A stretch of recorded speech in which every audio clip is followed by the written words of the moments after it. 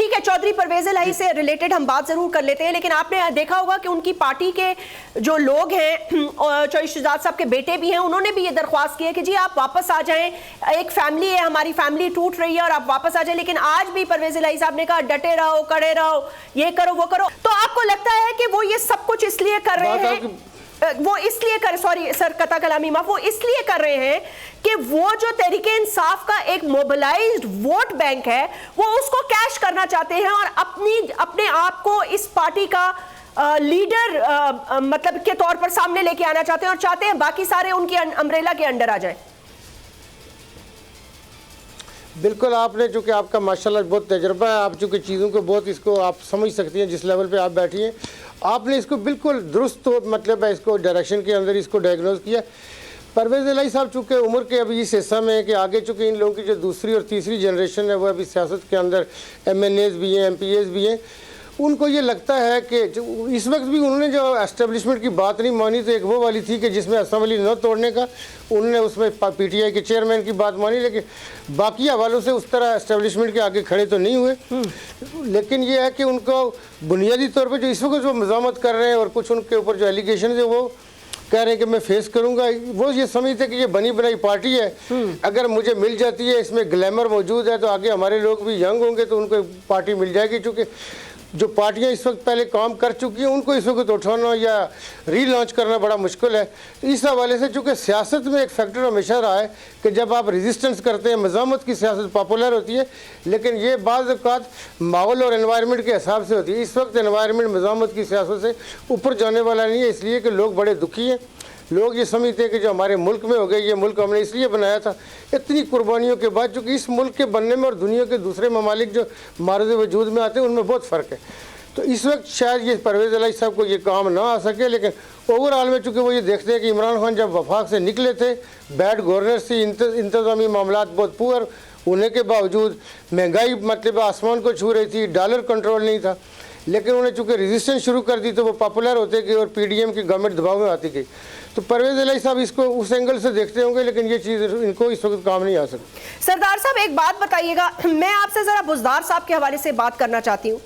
देखिए बाकी सारे तो जो छोड़ के गए, किसी को जेल हुई, किसी को पकड़ा, किसी को अंदर किया, अभी भी कोई लोग अंदर हैं, कोई भागे में है। कहा जा रहा था कि जबरी हमसे सियासत छुड़वाई गई, फिर देखा 2 से 3 दिन तक भी जेल में नहीं रह सके, खुद ही आके कहा जी हम तो सियासत छोड़े, हम ये करें, फिर हमने देखा खुद ही सियासत में मुतहरक भी हो गए। सो बहरहाल ऐसे लग रहा था कि वो इस चीज़ से निकलना चाहते हैं और 9 मई के वाक़ये से अपने आप को अलग करना चाहते हैं। बुज़दार साहब एक ऐसी शख्सियत हैं जिनकी वजह से आपके चेयरपर्सन ने और तहरीके इंसाफ ने बहुत बड़े पैमाने पर डेंट का है। क्या सीनियर क़यादत उनकी चीफ मिनिस्टर होते हुए इस चीज का बावर कराती रही अपनी हुकूमत को कि भाई ये नुकसान कर रहा है ये शख्स, इससे कोई हमें फायदा नहीं पहुंचने वाला। अब अगर आप उनको देखें तो वो क्वेटा से बरामद हुए, उनको किसी ने पकड़ा भी नहीं और वो सबसे पहले छोड़ के भाग गए। वजह? ये बात आपकी ठीक है, उसमें उस्मान बुज़दार साहब के हवाले से जो चेयरमैन की हटदर्मी थी वो न होती तो शायद हालात डिफरेंट होते। ये वो शायद सियासत के अंदर उनमें बहुत सारी अच्छाइयाँ, एज ए इंसान उस्मान बुज़दार साहब में बहुत सारी अच्छाइयाँ। मैंने देखा कि जो एक्सपोर्टिंग नायब कासद भी होगा या बाहर चौकीदार जो गेट के बाहर बैठा हो, कोशिश उनकी होती है कि खाने के टाइम पे वो भी साथ बैठे, उसको भी इंसान समझे।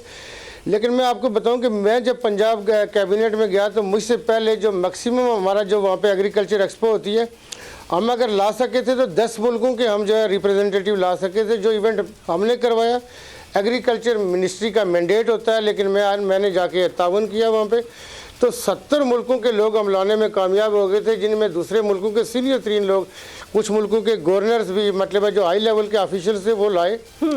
और मैंने बड़ी ख्वाहिश और कोशिश की, चूँकि मैंने जो सिर्फ एक खाना दिया था उनको, वो कोई 1 करोड़ प्लस का मैंने अपनी जेब से सिर्फ खाने का बिल दिया था।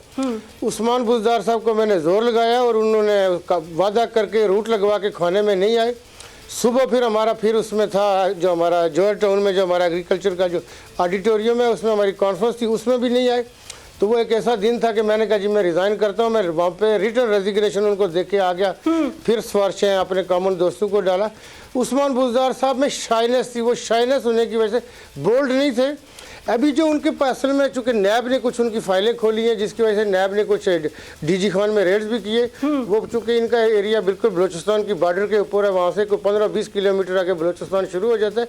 इनके एरिया के लोग बलोची ज़बान बोलते हैं, इनकी अपनी भी मादरी ज़बान जो है वो बलोची है, तो इसलिए वो बलूचिस्तान में गए होंगे।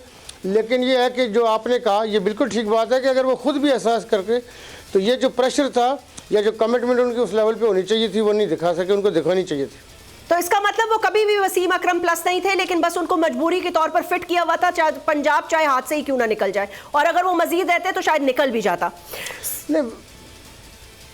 नहीं वो वसीम अकरम तो देखिए आप, वसीम अकरम दुनिया में एक नाम है, वो मतलब है कुछ नहीं, मतलब सर आपकी पार्टी ने नाम रखा, सरदार साहब आपकी वसीम अकरम तो बहुत बड़ा, लेकिन ये जो बहुत बड़ा नाम है, मैं नहीं कह रही, लेकिन परवेज इलाही बहुत अच्छे वजीर, आप लोगों की पार्टी ने नाम रखा था ना, बोल नहीं थे उस नहीं, मैं उनके उन चंद कोलीग्स में था। आपको मुझे जब ये वफाक में बुलाते रहे खान साहब के तुम यहाँ के टूरिज्म संभालो वो संभालो, तो मैंने कहा पंजाब में कोई हो जिसके कंधे पे सर रख के उस्मान बुज़दार रोता है, तो मेरा कंधा वो है कि जो रोने के लिए अवेलेबल है।